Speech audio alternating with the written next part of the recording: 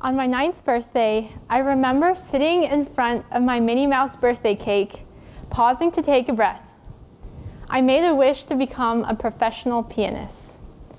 To be a professional pianist would satisfy my parents. They could then brag about myself to other parents. It would also satisfy what others saw in me, an Asian American girl piano prodigy.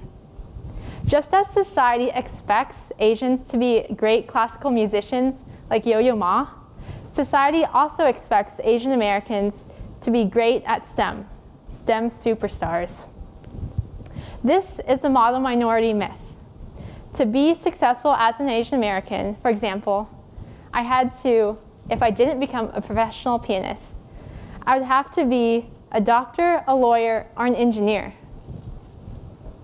I'm third generation Chinese American, born and raised in San Francisco, California. The San Francisco Bay Area has one of the largest percentages of Asian Americans, both on a per capita basis and absolutely. Living among such a dense population of Asian Americans, I was well aware of what was unwritten but expected of us. Be a master of piano or violin. Be timid, be shy, wear glasses, be good in school, especially math.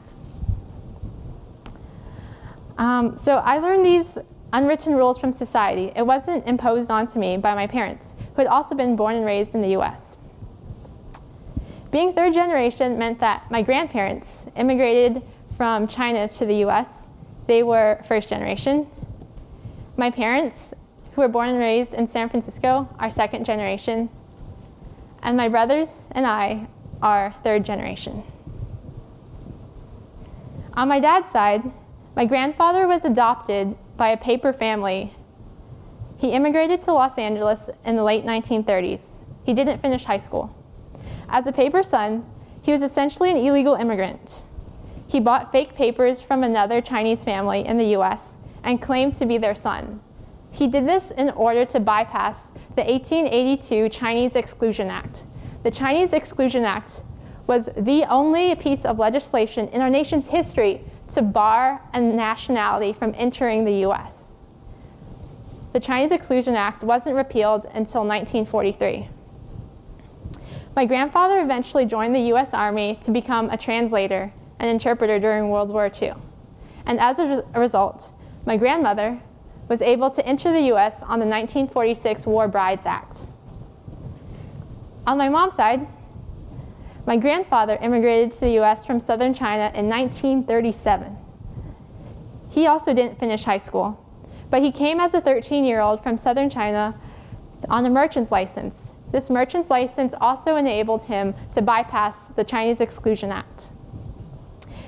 He attended some high school in San Francisco, then dropped out to become a delivery driver in San Francisco's Chinatown for the various Chinese restaurants. This was the birthplace of Chinese food delivery in the US.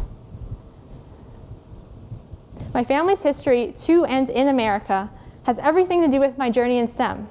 First off, was I more American or was I more Chinese? Since my grandparents immigrated, my Chinese is really bad. I didn't even pass level 3A in piano. And most disgracefully, I was bad in math. What could be any less Asian than that?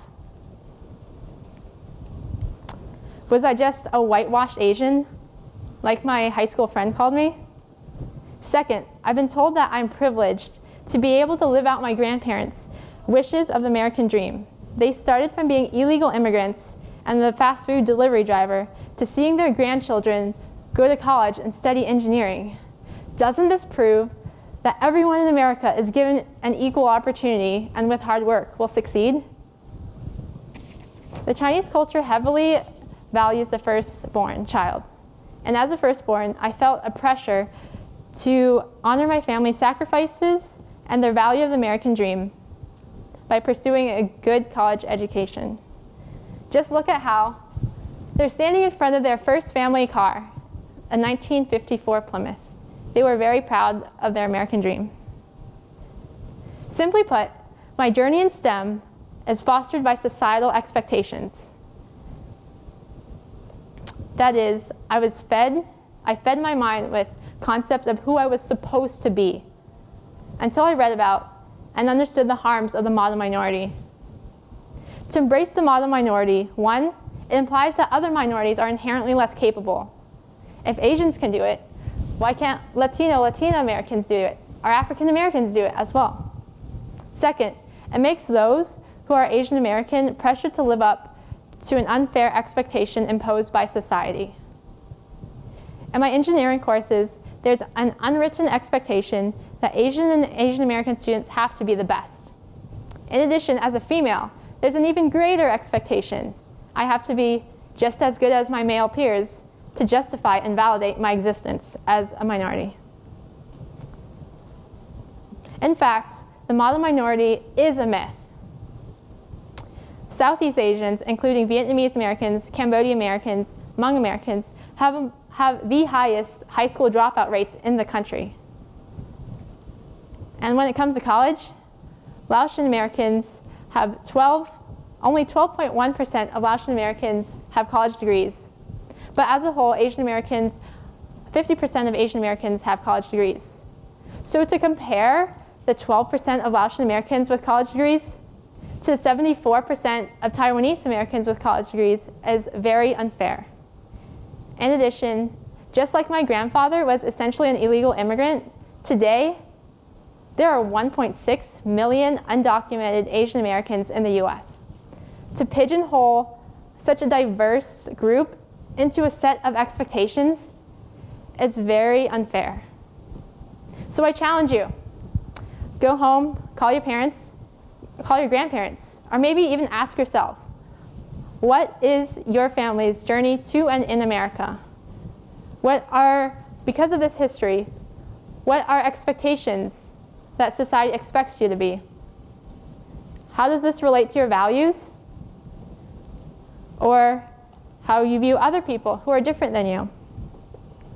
For you and your family, STEM may or may not be part of your relationship with society.